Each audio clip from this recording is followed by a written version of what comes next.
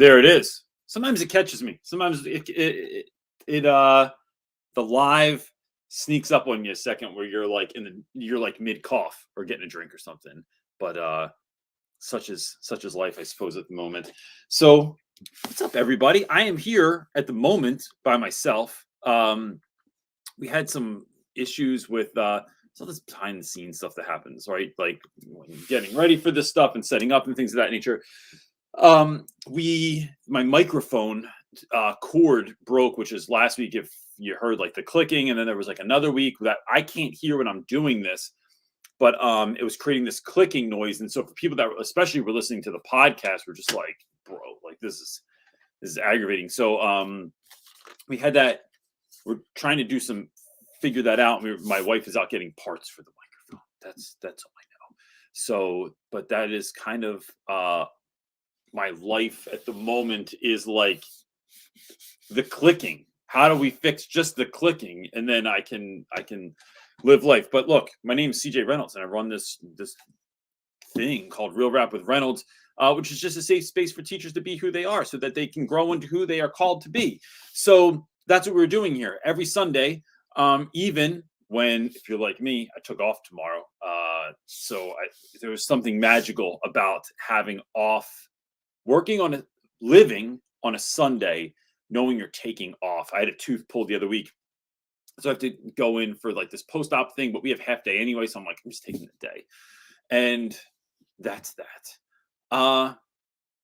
Enough about me, more about you. What's going on with everyone? I'm eager to kind of like jump right into this and to see what's going on with folks, what you're thinking, what you're feeling, what you're going through. There's a lot going on in the world right now. There is a lot going on in the world of education. There is a lot going on in just things that are seeping into education. Our school is constantly going through changes, and things are in upheaval all the time, like on a level where like I was talking to my wife this morning, and here's a little bit of my sort of inner dialogue at the moment. It's like, when you just want to show up and teach, that's all you want to do, right? Like this was the job. The idea was, how can I just show up and be the best version of myself every day, to fill myself with joy and hope and wonder and know-how and all the stuff that has to do with your content and pedagogy. And then I just want to go into the classroom and share that and create opportunities and create moments and lessons and experiences and safe spaces for students. And then there's all this other crap that gets in the way, is something I think I woefully I didn't even underestimate it. I just didn't even know it existed when I started teaching, right? It's like you just want to teach, but then there's all of this politics involved that really stops your practice from being the best that it could possibly be, because you are worried about stuff, anxious about stuff, concerned about stuff, freaking out about stuff, filling your time with doing things that are I mean, in some cases, like in my case, worthless.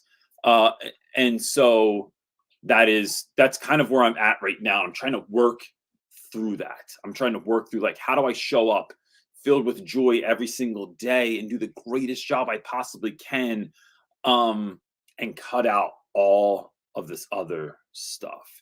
So yes, that's where we're starting at this week. Not to be a downer. I'm not trying to, like, I live my life in such a way where I don't feel like being the downer, but like sometimes it is going through these moments that help to fortify us and create us and build us into the people that we need to be going forward, because what got you here is not always what's going to be what gets you to the next place. So that's some of my internal dialogue at the moment. I don't have my wife here, so I'm going to try and figure out this question situation. And if I miss over you for a moment, please bear with me. I will, once my wife gets here, we'll try and knock into it. So I think this is my first question. As my friend Laura Campion is asking, hey, Reynolds and the not so secret wife, real quick, in case you don't know why I call her that, every once in a while there's someone that's like, he never lets his wife on camera. It's because she doesn't want to be. She doesn't even want to talk. Sometimes when I talk to her and she's on the side, she's not here right now. so we'll talk about it. She just looks at me. She's like, and I'm like, babe, this is your jam. Like you got to feel this question because this is your thing. And so it's just funny to me. First year in 25 years of teaching that I've considered early retirement. Can you share with us your plans, if you have any, to leave teaching and your big work dreams? Sure.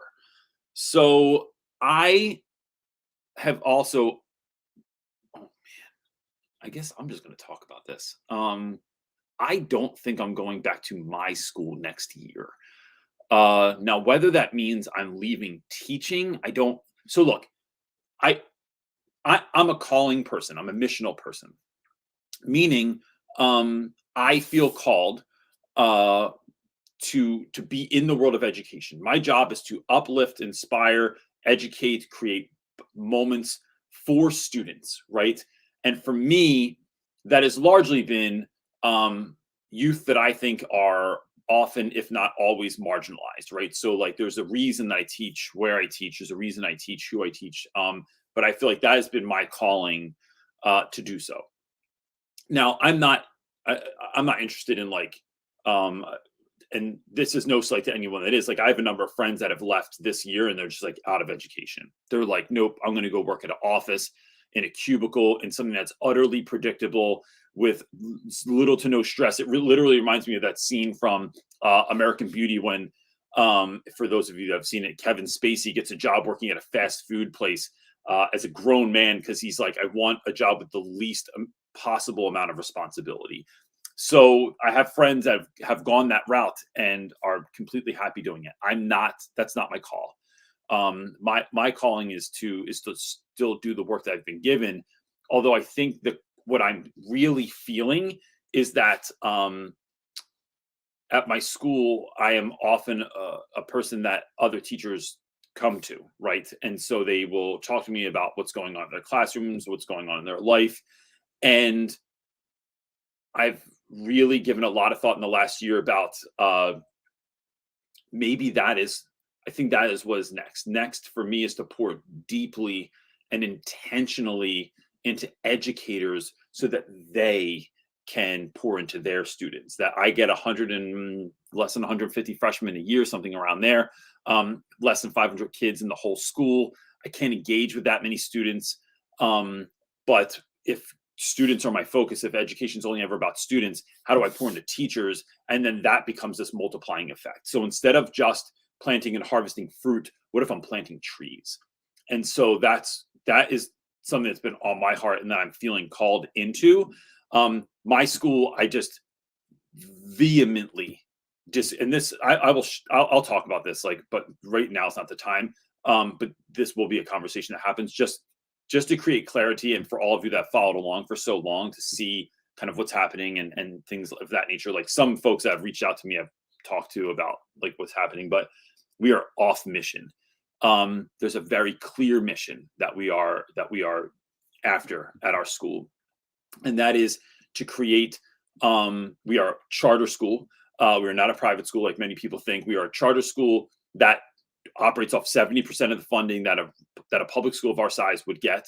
The rest of it has to be raised, and so we are trying to create a college track experience, a private school experience for young Black and brown men who are Black and brown. Black males have the lowest graduation rate of anybody in the country, and so we are trying to offset that by creating a bridge from our school to college and beyond. And it is my opinion that we are off mission, that we are not doing that. And so I think we are actively working the other way oftentimes. And so that to me is it's sad, it's hurtful, and it's not something that I want to be a part of, because I think it's damaging at this point. And look, there's no one person to blame for that, right? It is a systematic problem. We've had 5 principals in the last 6 years. There's been all of this different change. So I would never point a finger and say like, it's just this particular administration, or it's just these teachers, or it's just this thing. It's a lot of things. And so that's what I'm thinking about, with regards to my future, but I will be very transparent when I know what's going on and what's coming up next, because I think I think you all deserve that. I think I've been on here for a really long time, talking about this stuff. Uh, and so that's where we're at with that. What's up, love? Holy smokes, You that's made a it heck back. of a beginning That's the first question from question. Laura. Laura Campion, she don't hold no punches. And how I jumped in right say when I don't ever get to look at the comments like while we're on here. Yeah. There's a lot happening. Still sunny at 8 p.m. in Cape Town. We have the sun. It's 12 degrees out here today, though. So, God bless you, man. I would love to go to Cape Town. So let me ask you: do you have any advice for Laura for her situation? If it's her first year or first time in 25 years that she's considering early retirement, it's a big decision. Yeah. Can you help? How do you make those decisions? Is there any insight on how you can, or suggestions that you can give someone else? Laura, for me, some of it feels like such a failure, right? Like this is some of the stuff I'm wrestling with, is like feeling like a failure, feeling like I wanted to do this job so much and I just wanted to stay in the same place. I wanted kids to come to room 106 forever, and they can at least count that Reynolds is there. But I also know that I don't want to be a part of something that I don't think is so if my goal is not to teach English, right? My goal is to teach children and is to affect the lives of young people. And for me, I mean, I've talked about this before. I teach 9th grade because that's the grade I needed myself at the most. And so it's finding folks that think they're invisible, finding folks that don't think they have a voice, finding folks that don't think they're worth anything, and then just holding a mirror up to it. It's not even me like pouring, and it's not me fixing you. It's not me saving you. It is me holding a mirror up to your reality and giving you a platform and a space and a place to speak your truth, to find ways to deepen your ability so that you can see what you want, know what you want, see what you're called to. And then what I want to do is just try and give you time, room, and space to be able to grow into that, right? That's what I want to do as an educator. And so if I can't do that where I am, I'm going to go somewhere where I can. I'm going to go do something that it's like, if these are systemic issues, it's like maybe I need to like move into a different position to be able to address some of those things and bring all that I've learned, right? So like Laura, if you did something similar, right? Like let's say, I don't know, you start teaching college or something of that nature. It's like you're bringing all that experience. I've had professional development meetings this year 6 or 7 times, led by a group of individuals that have taught 1 to 2 to no years. What? Like, it just is like, not that you don't have anything to say when you're at that stage of your career, but it's like to be able to launch a platform that is like, no, this is what we're going to do, is educate y'all about how we're doing this, how to do it. It's like, if someone played piano for a year, I'm not taking a lesson from them. It's great that they're learning and growing and in that space. I think that's awesome. And we've all been there before, but that's not who I want as like a coach. So I'm just trying to think about what am I uniquely qualified for? I'm not qualified for everything, but I have been in this. I've been through it. I've worked with students. I've been in my unique situation. How can I use that to bless others? That's what I'm thinking about. And I think that's where most of us could start if you're contemplating. And look, there's still schools that have great people. Like there's still schools out there that are doing great work. There's still schools that are running really well. Yeah, that people are having great years, right? And so I think that there's something to that. And like to go to a school that's having a great year, and not all those schools are like bougie private schools or like have tons of money or resources. What I'm thinking is like, it's not just like it's not just easy to be somewhere, and not that private schools are easy places to be by any stretch, but like I just think like there are people out there that I'm like, yo, if I lived closer and I could go work with my guy Dave Dunsavage, like I'd do it. Like it would be a dream to work with someone that damn near everyone on here, right? Like I mean, like if you got to go work with Laura Green, it would be like your life's just instantly better. If you work with Chris Carson, your life's instantly better. If you work with James P, you just are like, it's a game changer. So anyway, Okay. Stephanie Shook is next, and she is asking, how do you stay positive in spite of the negativity around you Yeah. at school and the upcoming changes for next year? I don't want to quit 2 years in, but something has to give. So, look, I'm going to give the most realist answer I can. And I don't know that how I'm going to put this out there, and maybe this is a seed that grows in your garden and maybe it's not. I think that that you have to get super simple and focused on what your mission is. If my mission is teaching children, I cut out everything that doesn't have to do with that. Now, look, I know that people can't say no to things, and I say no to a lot. I mean, I just don't do stuff. I don't. I'm supposed to do lesson plans. I haven't done one lesson plan all year. There are meetings I'm supposed to go to that I don't go to, and when I go to them and they're online, I play a video in the background. Like I close my screen, and I play a video, and that looks like I'm paying attention, like this. And I just do other stuff that I think is more important. I don't go to. I just cut out a lot of stuff. I don't do it. And that isn't. So I think there's folks probably probably like me that do that, but they're like, then they leave school early. Then they're just like doing their own thing. You know what I mean? They're running their business from their classroom on their prep or something like that. I don't do that. I don't do a damn Real Rap with Reynolds thing in school. My agreement with my school for years now has been that school is a sacred space where we're focusing on this. And then Real Rap with Reynolds, any recording I do is after everything, all my contracted hours in school. But what I'd rather do is like, instead of going to some mandated nonsense, and I know there's a teacher that, like, this is where my life is at right now, where there's someone crying upstairs and I know I can go upstairs and help them. When I know that I'm supposed to be downstairs in some horrendous school assembly that is a train wreck, that if I go down there, I'm one person against a million, it feels like, and there's nothing I can do. But I know there's 2 or 3 kids that are sitting outside of the office and their parents are coming up and they got in trouble, and I can sit with them for a moment and help them to at least focus on, like, all right, how can we grow in this moment? Like, what are we going to do? What happened? What really happened in that class? What happened with that teacher? What happened with that other student? Why are you feeling so angry or sad right now? I'm just going to do it. So I just get hyper focused on the thing that I'm supposed to do. And then, Steph, it's really becoming like, almost,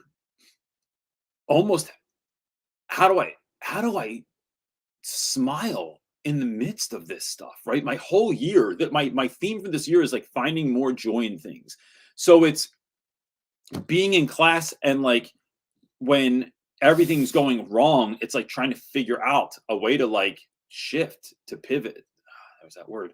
To change what's going on. So for instance, last week I have there's my third period class is a challenge a lot of days. So they come from a class where there's been a sub since before winter break. A teacher has been out. I have no idea what's going on there. Then they go to a class that is a newer teacher. That teacher is struggling this year. The kids really act up and they get away with a lot in there. And then they come to my class.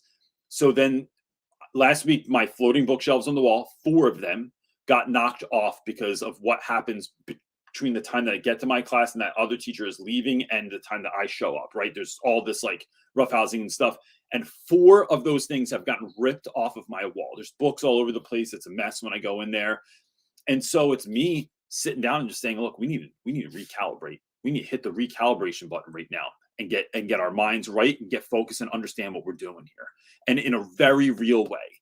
So then it's having that conversation, and then I don't want that to steal my joy. I don't want that to steal my energy. So it's then shifting into something that is going to bring joy. So last week we did an assignment that the students had to do that was difficult. And then in the last 7 minutes of class, I've been doing minute to win it games. So I just went on YouTube. I'm going to make a video about this too. Silly games with things I can find just basically in my classroom that are fun. And I'm not allowed to have fun this year. One of the things I was told this year was that I'm no longer allowed to play music in my classroom, even if it's just low, like classical music in the background, or jazz or lo-fi hip hop. I'm no longer allowed to have music in my classroom. And we're not allowed to do anything fun if it's not on the curriculum, or if it's not tied to state standards. And so I just don't listen to that. And then we've been doing minute to win it games every day. because I know that shared experience builds shared camaraderie. I know that that the school can do all the icebreakers that they want in a meeting, that the school can do all of the get to know you activities. But we all know that drinks after school builds more camaraderie, or coffee with someone, or going out to dinner, or having someone over your house builds community better than any icebreaker ever will. So it's getting real about those things and realizing that fun isn't just wasting time. It's not time that could be better spent like reading more or doing more math problems. But what I'm trying to do is build connection so that we are a unified front, and going forward, you just trust me that I have your best interest in mind, and that I love you and I care for you, and your success is the only thing I care about. And so I'm willing to shirk responsibilities and obligations because I want to focus on students. It's the only thing that matters. It's the only reason I'm there. And so it is when I get super hyper focused on that, and I can feel myself going there now, I want to then figure out, how can I smile in the midst of that? And it's me figuring that out. And so some of that has been, like I was saying, like pouring things into myself. Some of that has been date night, which is my favorite night of the week. Some of that has been an hour of mandatory family time every evening with my kids, my students, my students I made. It is, and I'm really thinking about like how much more can I build that out. So I'm having not just one night a week with my wife, but like, how do I build that out so that I'm having more time doing things that are filling me up, so I can fight the empire when I'm at school. It's really what it feels like. Like, I feel like the weeks are just so long for you right now. Some weeks more so than others. Star Wars feels like your autobiography, but you're not Luke. You're like the random ass X-Wing fighter. All right, our next question comes from Sophia. She's asking, I'm trying to reestablish structure for my students since they have had a sub for so long. Any tips on how to do this and minimize behavior problems? Yes, I love this question. All right, so Sophia, I think one of the things that you should do is, I think it's sitting with kids. And I like sitting with them, not standing in front of them. And I will oftentimes like have my desks in a circle. And if they're in rows, I sit in like the middle of the room. I don't sit in the front. And because I want to have this sense that like, we're in this together, right? We are doing this thing together. And this is so informal that I'm not at my desk. I'm not standing in front of the room. We're just sitting with one another. And I'm like, hey, listen, real quick. What's been the hardest part about having a sub for the last few weeks? What's been the best part about having a sub? What are things that you love about this school year? Or what are some things that you would change if you could change this school year? So you're still talking about education, you're talking about class, you're talking about what kids need, but it's in this real informal way. And then it's really reminding kids, like I said I did last week, that look, there is like the odds are stacked against many of you, right? Like the world is set up in such a way where you're just not supposed to win. But I want to remind you that I want you to win. It is literally my mission in life to do whatever I can to help you to be the best version of yourself. And that actually like is what most of my waking hours are put behind. Because I care about you and I want you to win. So here's how we're going to do that.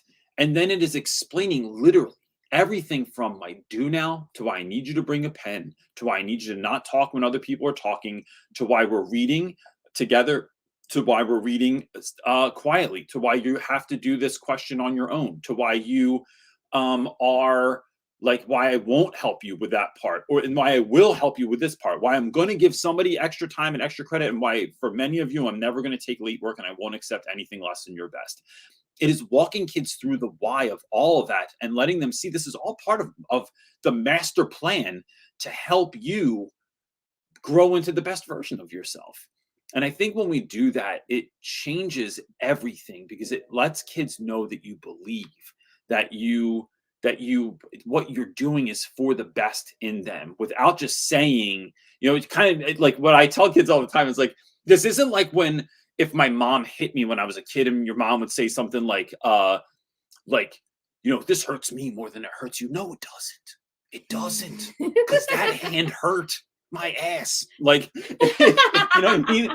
It's not like. I just laugh because I had parents who said that. Yeah. Or they'd be like, were you crying? I'll give you something to cry about. Actually, I'm good. I already have the thing. Like, you can clearly, this is the evidence. We're good.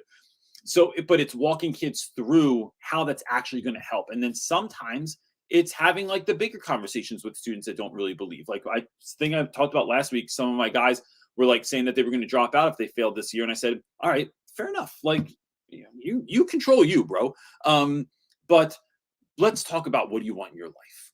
And then it ultimately 95% of the time draws back to, I need to get a high school education.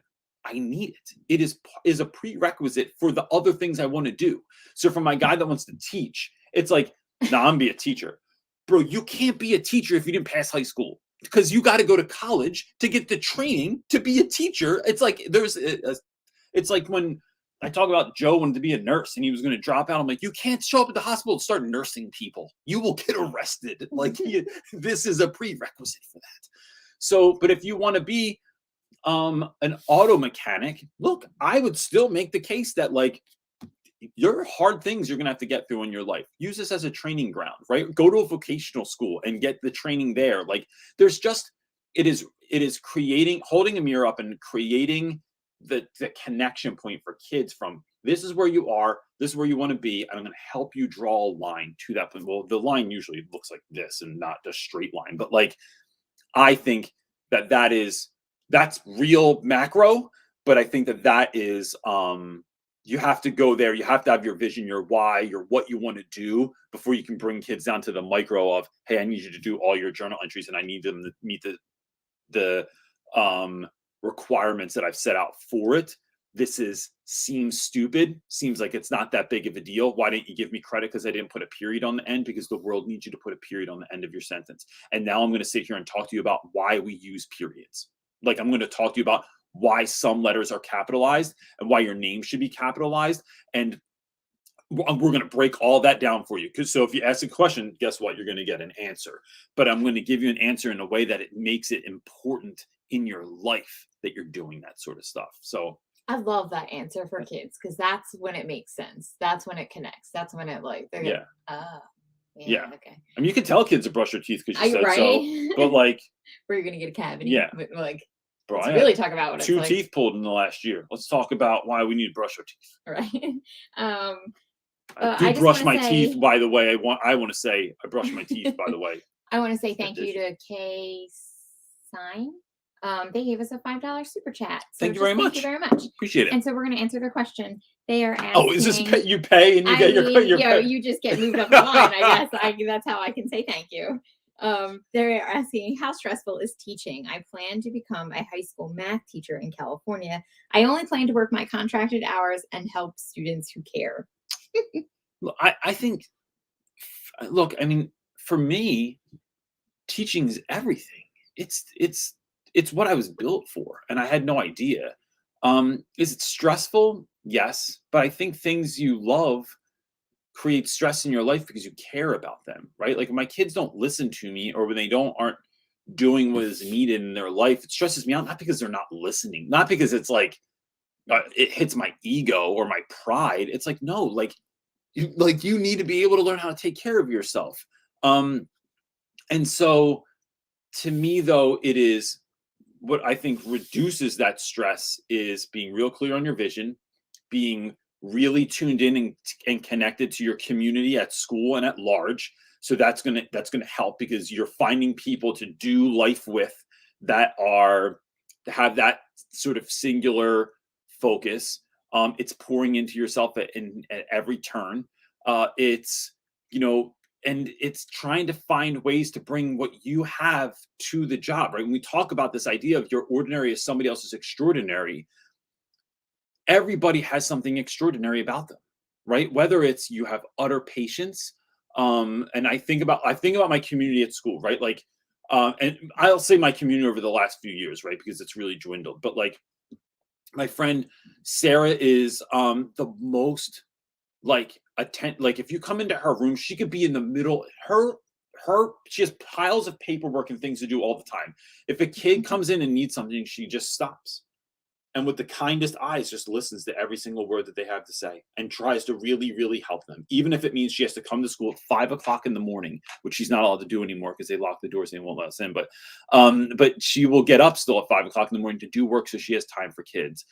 Or my buddy Fines, that used to be my co-teacher, who would has like he takes this ADHD that he is like walking like with his ties to the side and his hat's on crooked and he looks like the guy from Flubber, but he gets so excited about student ideas that he helps them bring things to life. Want to start a podcast? Oh my God, this is what we should do. We're going to start after school and we're going to do this thing. And the kids are all friggin' excited and stuff. And like, it is, you're just around them and you're like, I'm really excited. I don't even want to do that. And that is not my life, but I'm just excited being around people that are excited.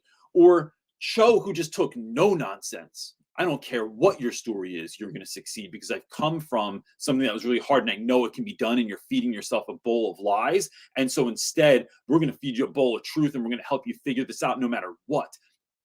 It is like kind of like being like part of the Avengers or something like that. And even if you're Hawkeye and all you can do is shoot a bow and arrow, right? And you're not Thor, but like, we're getting a little nerdy here. But it is taking whatever your extraordinary piece is and adding that to the equation. And that just also becomes really fun because you have people to count on, people to get excited with, people to hear you when you have a hard day. And so is it stressful? Yes. But I think that it's stressful because it's really important work and that's being done in a broken system. But you're doing it with awesome people. I think that's where I go with that. All right. What you got, buddy? All right, Stephanie Shook. I don't know if this was part 2 or if it was the second question. She says, I don't really want to teach summer school, but I think I will have to for financial reasons. Advice on how to prepare or rest while basically not having a full break for 3 years in a row. So isn't it funny, Steph, though, that like when people are like, teachers have off 3 months a year, and I'm like, no, we don't. We really don't, because teachers have off for like a minuscule amount of time, and then before you know it, it's back to school and you're doing all the things that get ready, and it takes at least 2 weeks to turn off till you're like not waking up in the morning going, what is my lesson plan? Did I finish all of my stuff I have to do? So look, I think that there's better paying positions than summer school. I would really look into something like outschooling, where you can teach online. I would look into different tutoring programs or things of that nature. I used to work at one in Jersey called Excel Academy, and it was just for kids that needed help in the summer, and it paid way more than school did. And it was kind of like this amazing opportunity to work with students I wouldn't normally work with in a neighborhood that I wouldn't normally work with. So it wasn't the same thing all the time. Or I think that there might be opportunities, and this might be something to ask in the Facebook group, like what do people do to make money in the summer? I think there might be other opportunities out there as well that are going to be lucrative, that will fit your schedule and stuff like that, but give you a break from the work you're doing. I think sometimes taking a break from teaching is like, I used to really like, as much as it sucked to have to, like when I used to have to like work kind of what we'll call regular jobs in the summer, like I had to do so many of them, right? So I'd work at Home Depot and I'd also cut lawns, and I was also a handyman. I also did construction, right? Just to make ends meet. There was something nice about mowing someone's lawn that I just had like not AirPods then, but like headphones on and like just mowing someone's lawn. And it was like the monotony of that was so peaceful to me. That like I've often thought like it would probably be pretty fun to be a waiter somewhere or a bartender. I think I would just like talking to people, and you're out for the night, and I'm like, telling jokes, and like you can use the same joke over and over again. Like it's different people like coming in. I just think that I think sometimes shifting that and figuring out something else to do with it is good. And then, but I think maybe look for something that's not at your school. Look into some like, online academies or online opportunities that are still serving students, especially right now. I feel like there's gotta be, whether that's like, what is it, like VIP teacher that everyone was doing, kids, and Data ABC we did a deal with before and help them. Especially I feel like when it's overseas, you wake up really early. So that's a great start. Like for you, Steph, like the way to like start your day at like 5. Yeah, and then kick it with your kids at the beach in the afternoon. Yeah, and then right, you're done early. Yeah, unless you're Tracy Pinter, they don't have any beaches in Iowa or Ohio or any of those out there.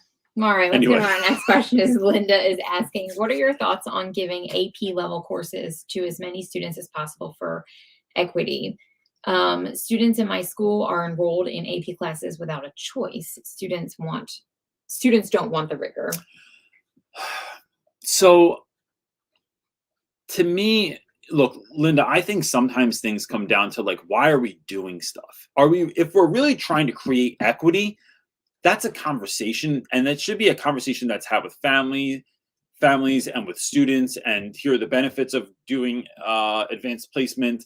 But just being put into it, look, I'm not saying this is what schools are doing, but it does make me wonder, are we doing this so we can say we have this many kids in AP? Are we doing this so we can say our honors class has 35 students in it? And it's like, is it like, should it be like, I know we have students have historically taken AP classes and they weren't ready for it, and all it does is crush them. It's like, to me, it's sort of like, if a kid can't bench press 100 pounds, but we're putting 200 pounds on there, it's like they're not going to be able to lift it. So I think we have to meet kids where they are. Now, look, if this is a matter of like kids just not wanting to do it, they're fully capable, but they just don't want to work that hard. They're trying to skate through or get by without doing that much work. That's a different conversation, but I think that takes character building on the part of the students. So I think the school should be focusing on a lot of character building traits and goal setting and things of that nature, so that you are helping kids to dial into like, don't just limit yourself. Like, don't be mediocre. Don't get by with what you can do. What do you have the possibility of doing? But I think that even that requires us to have conversations, create experiences around this idea of getting kids excited about what potential they have, what they could do if they really applied themselves, instead of like some like reason that's just not as motivational to a 15-year-old or a 16-year-old or a 17-year-old. Like, hey, don't you want to get a scholarship? And they're thinking, why do I care? And it's like making that real. Like, don't you want to go to a good school? Who cares? Like, you have to make it something they actually care about. So that's where I would go with that. But I think it comes down to like having a conversation with your school and saying like, what are we doing this for? Like, for a real way? And then really wondering if that's good, because I'll tell you what, I work with people that can make things sound like it's a no duh idea. Why don't you have an objective written on your board every day, Reynolds? Like the school, like the state standards, like the state objectives, like like I'm supposed to have them listed on my board, because the kids need to know what they're learning about. All right, I kind of get that. I don't do it, but I kind of get it. I do have an objective of like, here's what we're doing, and this is why we're doing it, why it's important. But then when you come in and you go, why aren't they color coded? I'm sorry, come again? Yeah, why don't you color code the things that, I'm sorry, do you work at a school where we have multiple colors of expo markers? Because I have black and I bought them all myself. So no, we don't have the multi-pack here. And I'm not spending time doing that because it's dumb and no one's looking at it anyway. So it's like, really, but they'll say it with such conviction. Oh my gosh, you should have your objectives on the board. They should be color coded every day. Like, why don't you have that? And I start wondering, like, yeah, why don't I have that? Oh yeah, I don't have it because it's dumb. Like, so it doesn't have any bearing on it, on the actual student's education. So I think it's really getting clear about that too, and just not getting caught up in like, because someone said it was important, it's important. It's what is the actual value there, and then building up that confidence in students, and doing that work with students and families and the rest of it.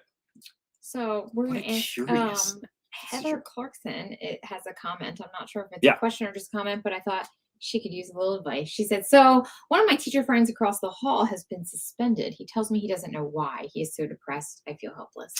That makes me sad. That is sad. Heather, I think that, I mean,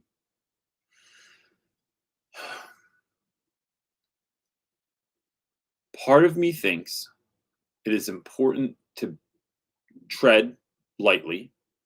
We don't always know why people get in trouble. I've known people at school that have gotten in trouble for some pretty heinous things. And maybe my next book will be called What Happened, and then I get to talk about stuff. But like for some pretty heinous things, and then in retrospect, I'm like, man, I wish I'd known that, because I wouldn't have associated myself with someone, right? Because I just want to be careful. And I think that's worth just being mindful of, not fearful of, not walking in fear, not walking in like, oh, got suspended, like, because I'm sure that's what everyone's doing. Because I think that there's also a part of me that like wants to just care for people, right? Like I think that it is, you know, getting coffee with them. It's not even asking them what happened or having them hash it out or share things with you or be vulnerable. Like if that's not where they want to go with it, there's huge value to just showing up with care, with dropping off a bottle of wine. I just dropped off some coffee. I'm just coming over to just say, hey, you good? Are you all right? Is everything, is there anything I can do? Sometimes it's just the ask is enough. It's not the thing that we bring, it's the fact that we brought something. And so, and remembering that, I think it's important, for many people to remember that when you do come over and give that gift, you're not sure how someone's going to receive it. You're not even sure if they want it. But it is the act, I think, goes really far of you showing up and giving someone something. Now, whether they take that gift and they throw it in the garbage or they put it in the closet or they re-give it to someone else, I separate myself from that. I show up with love and in love, and then like give the thing. And then what you do with that is up to you. Like I can give you the compliment, but if you don't want to hear it, I have to make it about me. I have to make it about like me showing up and doing the thing. So that's what I would do, is figure out some way that you could show up and give an expression of care. All right, our next question comes from James. Is saying, I just finished my first 21-week long term subbing job and I loved it, but I'm having a hard time being hired as a 59-year-old first-time teacher. Any advice? James, first of all, they should hire you because you're 59. That's what I'm talking about. Right? It's called life experience. Let's just talk about that for a second. Like, James, if you have lived life for 59 years, right? You learned something in there. There's so much to give, right?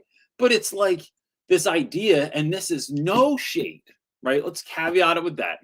When you're 22, many 22-year-olds have not lived life. Some have had it hard. Some have gone through some stuff. Some have learned some life lessons. Some have like taken the fast track to adulthood at a young age, right? And you got something else, something other to bring. And so if you're 22 and your life has been blessed and you haven't been through all that, you know what? No, you have to bring your youthful energy and exuberance, and there's something for everyone. But when we discount folks because of their age, right? It's like, bro, I'm 59. Like, I'm still here. I made it. I'm trying to get into your school.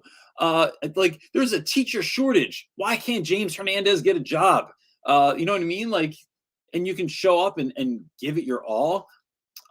James, I would lean on that, like lean into I would. that. That's part of what I would do is talk about what you have learned and what you have figured out, and then what you can bring to this experience. And there's no, what do they say? There's like no alternate, like experience is the ultimate thing, right? Like there's nothing better than that can take the place of that. So that's one thing, James. I think the other thing is, in my experience, it is, everything is based on relationships, right? It's like who you know. So it's, I think, getting into more schools, doing more work, and trying to find that person that's going to go, yo, James Hernandez isn't hired full-time by anyone. Like, how do we get this dude in here full-time?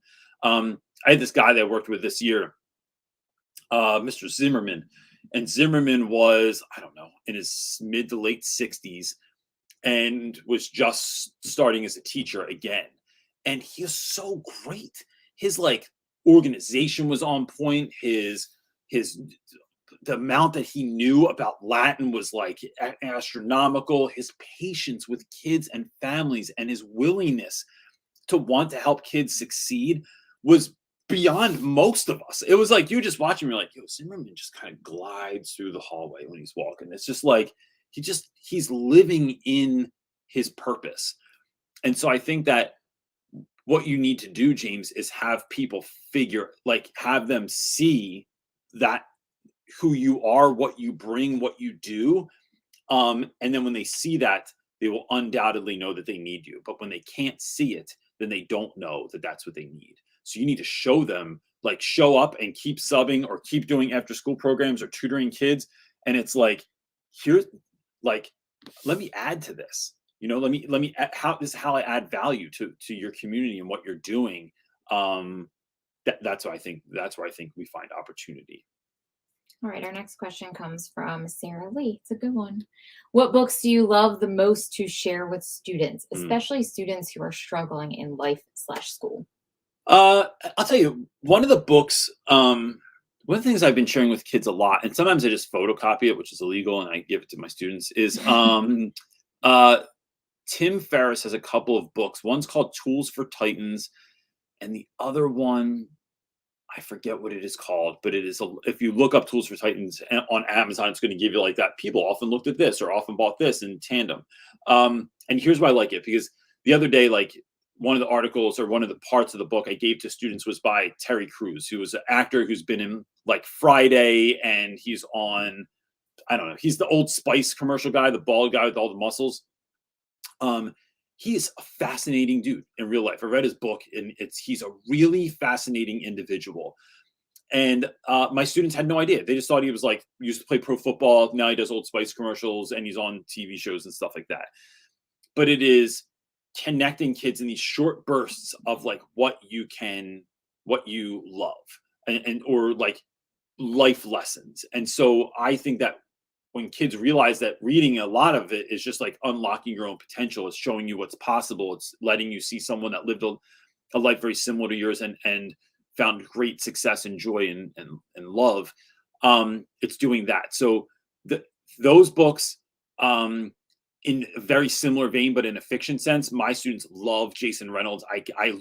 They never come back. Those books, kids take them forever, and I never see them again. So I just keep reordering Jason Reynolds books over and over and over again.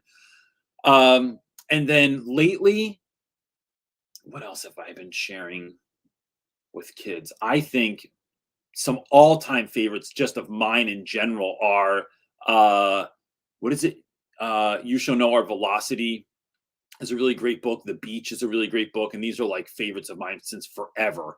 But there's something in a lot of those books that like resonate. Look, don't just buy those books, read the thing first, because there's all kinds of questionable things happening in some of the books that I mentioned. But to me, it's about getting kids to read and not being so worried about, like, I don't think kids read a book and then they go out and start selling drugs. I think that they against all the book banning. Yeah. I just think that it's like, it's stupid. Sometimes, well, it's not just stupid, but I think that is walking young people through hard things. And so it's not like I could say, one of the things I thought about watching with our kids recently was Amistad. Remember that movie? Mm-hmm. But the beginning of it, and one of the things I think is so powerful about it is that when they show like how slaves went from Africa to the United States and how they went through like the door of no return and how like what the experience was like on the boat and stuff. But there's a lot of nudity in it, right? Right. And so I could say, I don't know if I want my kids exposed to that much nudity, or I could say, no, this was real life for people. So when we are talking about systemic issues, let's go back to some of the roots of this and look at that and see where we're going, where we came from. And so I think that it is not just exposing kids to things, it is being a guide to young people through these experiences also. So I don't just say, go read a book, go read Night. It's like, no, I need to walk with you through Night. I need to walk with you, because Lord of the Flies just looks like kids on an island having fun, and then, oh snap, some bad stuff happened. People got killed. It's like, let me talk you through that, or at least at the very least, let you talk yourself through that, and we can have conversations around that and engage with it instead of like just handing it over. All right, our next question comes from Maisha. She's asking, what is the difference between establishing rigor and a student being lazy? Many of my AIG students are just working through stuff quickly, but not trying to expand their thinking. So I think this is where we talk about things like differentiated instruction. are so important. I One of my favorite things to see happen. This sounds like not like it should be my favorite. Is when several years ago, my buddy finds I was talking about brings in all these Legos. He has all of his Legos from when he was a child, right? They're in all these cases. He brings them in, and we decide we're going to build the island from Lord of the Flies. And every single kid in the class gets a section of the island. Their job is to build it. We're going to pull them all together and create this model. So then now we're reading it. Students that struggled really with spatial awareness and with comprehension have to read certain passages, comprehend them so they can build the thing. And now we put it together, and everyone understands what's going on in the island and where it's happening and how this all comes together. There were kids that hated that project, that were like, can't we just read the book? Can't we just answer the questions and hand them in? Can't we just like, when's the test? How do I have to do this? Is this worth how many points is this worth? That like they were so good at the regular school of read it, learn it, regurgitate it, that like, oh no, like don't bring some critical thinking in here. Don't bring some, I'm gonna work with my hand. What? Work in a group? What? I just want to go in the corner, put the answers on the paper and hand them in. And what they need to know is that that is differentiated instruction. My job is to not just give you things you're good at all the time. My job is to challenge you, right? So like I had a friend one time, this guy that I used to work with was super muscular from the waist up, right? Steve. I used to tease him all the time because we call him chicken legs, because he would only work out he had like pecs and abs and like his broad shoulders and his arms. He was like you know, on Zoom he looked like The Rock, but then he looked like chicken legs from the waist down because he never worked on his legs. And I don't know why, but it was like there was this imbalance, right? So like if we were doing push-ups, Steve's all over it. If we're doing pull-ups, he's all over it. If we're doing leg presses or running, Brian doing it. I mean, why are we doing this? Why don't we just do some more push-ups? Because we're trying to fill you out, bro. We need you to be, we need your mind to be able to expand, because your whole life is overcoming things. Your whole life is figuring out how to overcome stuff that's hard. And if you don't have the ability, like this is the micro of that. What it looks like is schoolwork. What it really is life lessons and being able to grow into mastery. And so I think it's around having those conversations with kids. And if they still don't want to do it, right? Like the gym sounds like a great idea, and then you go and then you still don't want to do it. It's like, I just think it's making kids do stuff anyway. This is the game, bro. Like this is what I'm called to do, is to help you grow into the individual that you are called to be. Then I'm going to give you the hard stuff to do. And so, but it's being real clear as to why we're doing that. And then I think sharing that with parents. And I know Maisha sends, Maisha sends basically like a newsletter home to parents every week of like, this is what's going on and this is what your kids should know. And this is what, when I heard that teachers did that for like students. I'm always like, why don't my kids teachers? It's do literally that? a thing that I go, It's man, I wish I did that. Like I would love to be able to do that. And I'm sure Maisha has her own crushing, like she has her own schedule and her own things that she can't get done. And I'm sure that takes the place but of I love something. That's an important thing to her, that gets something. That's so great. It's so great. It's so great. I would love to receive one on the parent side. Yeah. It's special. You just have to send your kid to Maisha. She's not that far. It's only like 300 miles away from us. Put her on Zoom, a little Zoom class, and she can do it. Okay, our next question comes from Michael. He is asking what to do when you want to grade your students fairly, but know that if you give them low scores, they will shut down. I teach 4th grade ELA. I have a hard time failing those who try hard. Then don't fail them, because you're grading them on a different scale. I think that we have a tendency as educators, and as not just as educators, I'd say as institutions, to have this false idea that fair is equal, and it's not. I think that every kid is trying to perform at a different level. I think it's just not sharing that with everyone. It's not sharing with every kid like, oh, I got, so I'll say this. When we're in school, one of the ways that we review for vocabulary is the kids have their note cards that we make in class on their table. And then we will, like, one day We'll have like sentences with a blank in it. You have to hold up the word that fills the blank. We'll do memes. And so like what word or definition does this meme most closely relate itself to? So there's all these kind of like silly games and stuff that we've made up over time. And there are certain kids that just sit there with 10 cards on their desk or 5 cards or whatever. Week we're on 15 cards. And then there are kids that I walk over to and I know the words that are coming up next, and I'll pull 3 cards out and I go, it's going to be one of these, because they don't have the comprehension skills. The processing skill isn't as quick as everyone else. So it's like, you can't look at 15 things. So here's what we're going to do. We're going to rig this so that it's 3. And I know you still have a really good chance of getting this wrong because you're struggling, but it makes it a little bit easier, right? It is, now look, I think we can also let that go too far. Bumpers at the bowling alley are a great idea when you're 6.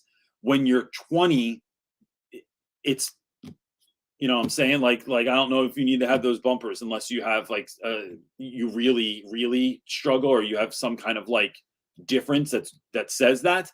So it's like, it's trying to figure some of those things out. So students that I have that are dyslexic, I give them credit for listening to audiobooks. If you can listen to an audiobook, or sometimes and that changes. Sometimes it's follow along with the text while listening to the audio. Like, but I have other guys that I'm like, no, I need you to read. I need you to be able to do this. So it's figuring out what works for those kids. And then I think it's also communicating to those students that like, you didn't fail. Like if we graded this regular, you'd have failed.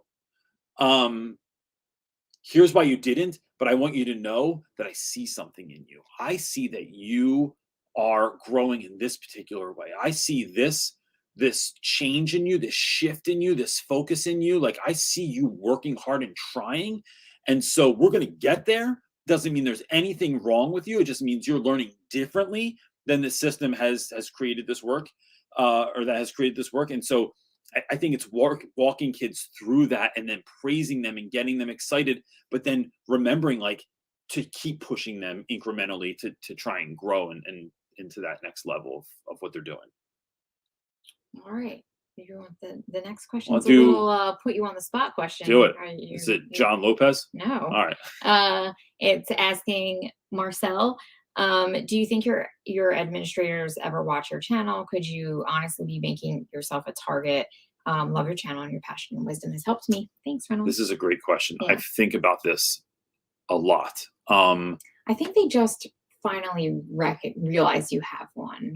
So this because your last recent meeting. administration, look, it's possible, right? Like it's possible I could make myself a target. Let me talk to you about why that doesn't matter to me.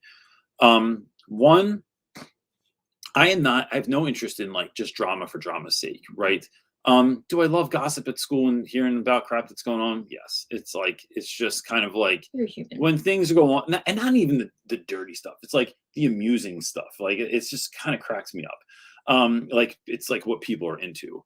Yeah. I have no interest though in creating drama and creating factions working against one another. I just want to do good work.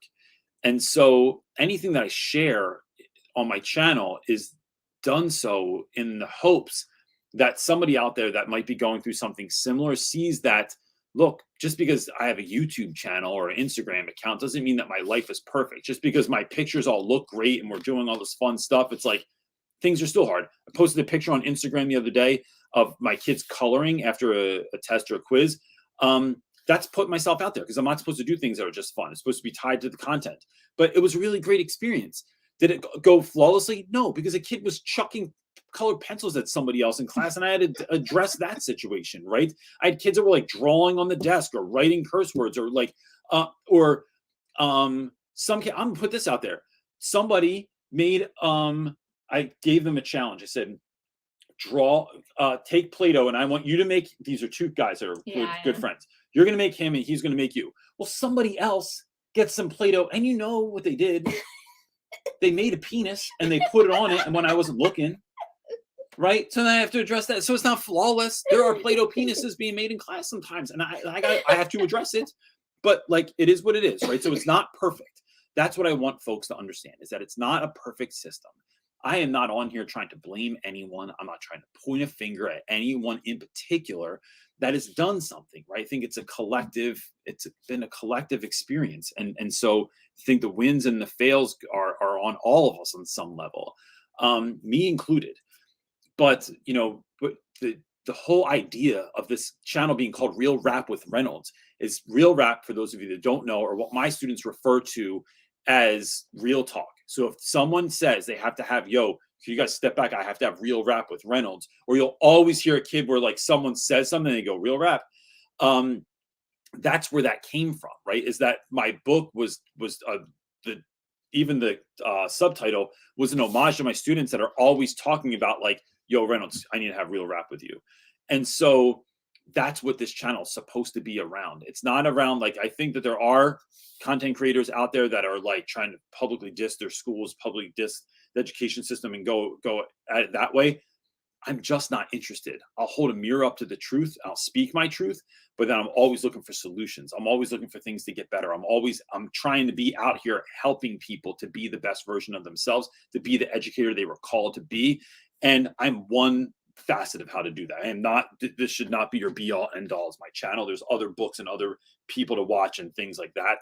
But it is, if I can be an example of like trying to actively work through the difficulty that is the education system, and then that's what I'm going to do. And so look, I think that part of what I do is I do because I want other people to win, right? Like, and at any expense. And I'm modeling that, right? When I say like I don't do things at school, or I'm willing to do things at school for students because the only things that matter, I have to be the example of that at large. And so that's what I'm trying to do. Do you want to answer another one? I'll do one more. Okay. Because this last week by now, oh my gosh, my tooth hurts so bad, and now you're doing better. It's getting better. I'm telling you, I have more energy. Like this has been a low week. It's been a really hard week for me in 1,000 ways. Yeah. I think part of what the energy that I have is because I don't have that crazy infection that your body's been fighting off for like 2 years that you should have taken care of 2 years ago because you were afraid to go to the dentist. Yeah, okay. It says self-care, doesn't it? Self-care put off for 2 years. I know, right? Oh, okay. Michael is asking, and it's a two-parter. Is there a difference between choosing standards, then choosing material instead of choosing material, then fitting the standards to it? I have been shut down twice now because I'm choosing the material before standards. If point B is the same, does the method from point A to B really matter? No, I don't think so. It's like, it is. I find what kids, this is what I talk about when I'm talking about, Michael, like finding what my students are into. I made this is such a good, like, let me see if this even hits anyone. We're in class the other day and my students are talking about music. And so I'm always interested in these conversations. So I'm interested in like what people are listening to and who they're getting down with and stuff like that. And for a reason, I'm going to go back to that. I say something about a rap artist named A Boogie, and some kid turns to me and goes, yo, does anybody even listen to A Boogie anymore? And I was like, damn, bro, my guy was hot like 5 minutes ago. Like in your life, maybe you live, I don't know, hip hop's like dog years. It's like my students will act like that was so unbelievably long ago. And then they started, so I said, well, who do you get down with then? And so they started talking about that stuff. But it is such a good example of like, I have to look at the material, like the standards, I just know, right? Like you get to a point where you just kind of know what you have to do, but it's finding what are kids interested in, and then how do I connect that to what we're actually going to read or talk about in class, and then how do I connect that to a standard? Because what I'm trying to do, like I know standards are important, right? I'm not dissing them. There is some value in having an overarching idea of like what you want to do, the points you want to hit, so we are scaffolding over the years so that the kids aren't learning the same thing every year, but they are learning a level of like things, and then 10th grade's a little harder, and then 11th grade's a little harder, and then 12th grade's a little bit harder, and we go on from there. There's absolute value to that. But what I'm really trying to do is help kids to find mastery and to help build lifelong learners. And how do we build lifelong learners? Is we make learning attractive, right? Like we make it like something they want to do. So I don't think it's an either or necessarily, but like I think it's finding a way to bring those together. And then look, if the way that you have to pitch it to your admin is that you did start with the standard and then this is the thing that you came up with, it's like, then just pitch it that way, right? It's like it's not worth the argument. No, almost. sometimes it's not worth the argument. Yeah. But I think that if what you're doing is right for kids and you're hitting all of your markers, then who cares how you came to your conclusion? Sometimes we'll look at standards and I'm like, oh, we haven't hit that yet. What can we do that's going to speak to this, or that's going to help kids learn this? Or I'll think like, we haven't done irony yet this year. How can we do irony? And then other times I see something that's ironic and I go, oh, snap, we should use that in the irony. Like when we talk about that in class, oh, we should talk about like, just recently I was put onto the show called Yellow Jackets that all of my students are watching. And we watched the first episode. That was enough for us. It's too inappropriate for me to show in class, but I could reference it. I could show a picture up because the kids are already watching it anyway, right? So it's just like, but it made me think like, oh, this is directly connected to like Lord of the Flies. So what can I take out of this to connect to Lord of the Flies that makes Lord of the Flies come alive on a different level? That's how I'm thinking about stuff. So I hope that answered your question. But look, gang, I swear, can I just for 1 second say that it has been almost 6 years that we've been doing this, right? 6 years.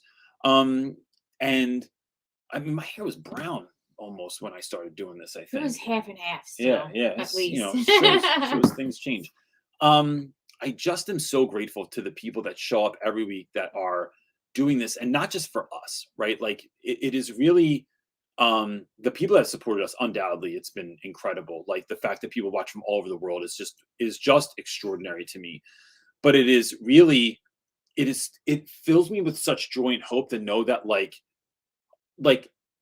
thousands of people or hundreds of people are digesting a piece of content that is helping them to be better, that you're looking to be better.